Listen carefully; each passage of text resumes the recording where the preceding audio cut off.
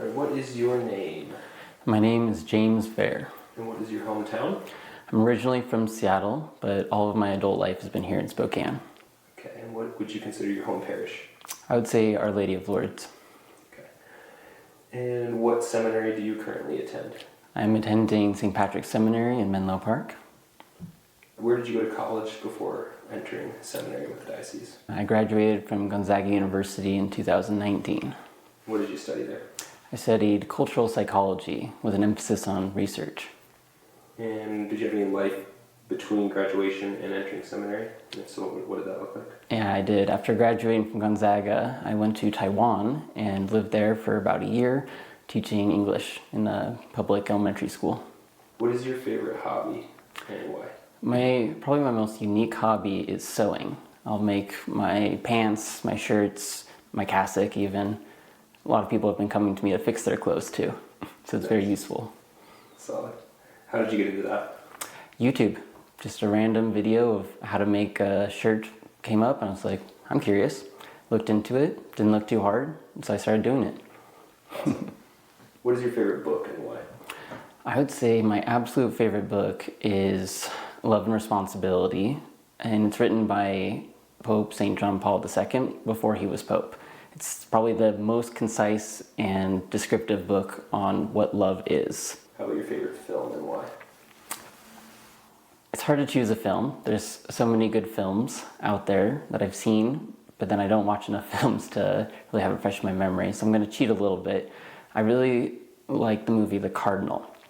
The book's better, but it's a story about a fictional priest, who has this journey from ordination to rough patches while he was a priest, and then eventually ascends up to being a cardinal.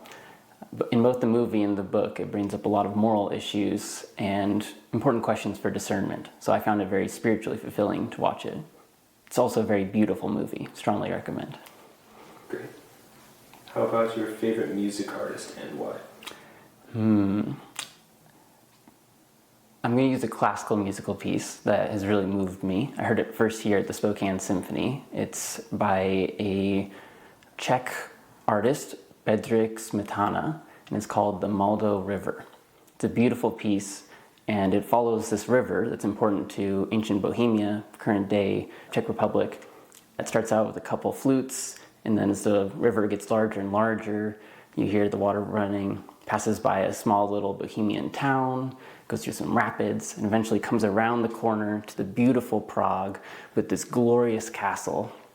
And then as it passes through, it goes out into the ocean and kind of just disappears. It's a beautiful piece. I love it. Great. What was your first job? My first real job was at an auto detail shop in Seattle. Just cleaning cars and good hard work experience. Great. What is your favorite state in the Union besides Washington and why? I have really fond memories of traveling to Hawaii, specifically the island of Kauai, when I was a child with my family. And so there's something about lounging with my family at the beach or having shaved ice that is really warm in my heart. Great. What is your least favorite food and why? Oh, dried coconut. Can't stand it. It's ridiculously stringy. It leaves this weird feeling in your throat. And I don't like it. That's fair. I could agree with you on that one. Who is your confirmation saint and why? I chose St. Joseph as my confirmation saint. I think I sensed a strong need, especially in our culture, for a good masculine role model, and I can't think of a better saint than St. Joseph. What is the best liturgical season in your opinion and why? My favorite season is always Lent.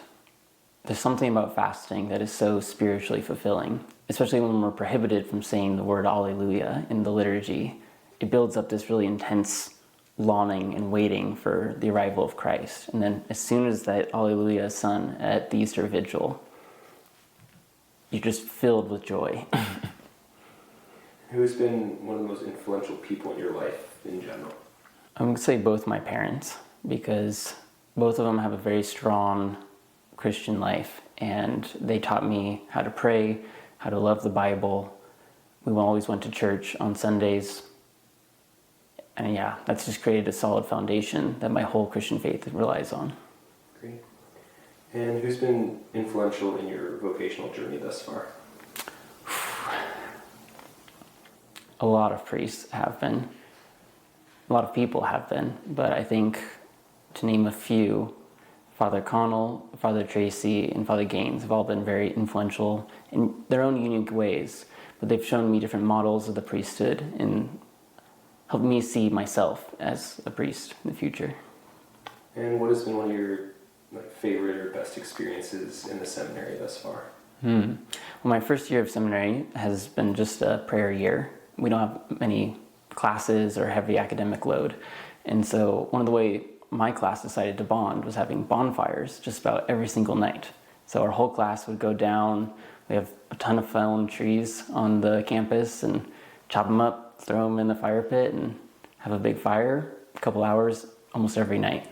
It's a wonderful time. What has been one of the more challenging experiences in seminary?